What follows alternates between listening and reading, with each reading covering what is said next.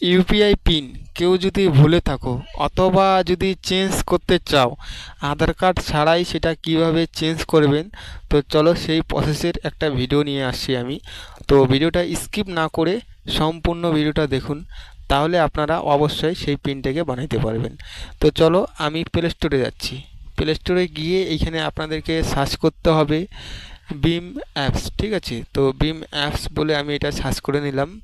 করার পর দেখতে পাচ্ছেন এটা অলরেডি আমার ডাউনলোডে রয়েছে।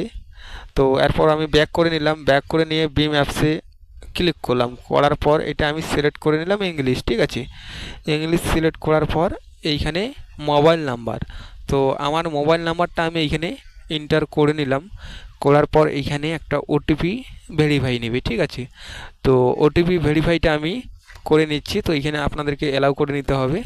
করার পর এইখানে আপনাদেরকে আবার অ্যালাউ করতে হবে। করার পর এইখানে আপনাদেরকে একটা অ্যাপসটা খোলার জন্য পিন সেট করতে হবে। তো আমি একটা 4 ডিজিট পিন সেট করে নিলাম। করার পর অ্যাপসটা আমি ওপেন করে নিলাম, দেখতে পাচ্ছেন। তো এরপর আপনাদেরকে কোনারে যাইতে হবে আপনার প্রোফাইলে। ঠিক আছে, এইখানে ক্লিক করার পর দেখতে পাচ্ছেন ব্যাঙ্ক অ্যাকাউন্ট। এই ব্যাঙ্ক অ্যাকাউন্ট বলে যে অপশানটা আছে সেটাকে ক্লিক করতে হবে। তো আমি ক্লিক করে নিলাম। এরপর দেখতে পাচ্ছেন অ্যাড নিউ ব্যাঙ্ক অ্যাকাউন্ট, এইখানে আপনাদেরকে ক্লিক করতে হবে। তো এইখানে আমি ক্লিক করে নিলাম। করার পর আপনাদের কাছে এরকম বলে একটা ইন্টারফেস আসবে। আসার পর এইখানে আপনাদেরকে আপনার যে ব্যাঙ্ক রয়েছে সেটা সার্চ করে নিয়ে লিঙ্ক করে নিতে হবে অ্যাপসটাতে।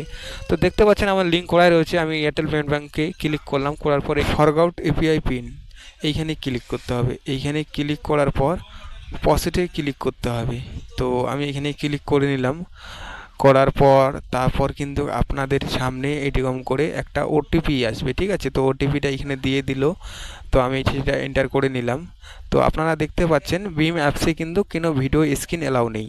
তারপর আপনাদেরকে ব্যাঙ্ক থেকে একটা ওটিপি দিবে। দেখতে পাচ্ছেন ব্যাঙ্ক থেকে আমাদেরকে একটা ওটিপি দিয়ে দিল। সেই ওটিপিটা এখানে এন্টার করতে হবে। করার পর এইখানে 4 ডিজিট সেই পিনটা আপনাদেরকে বানাইতে হবে।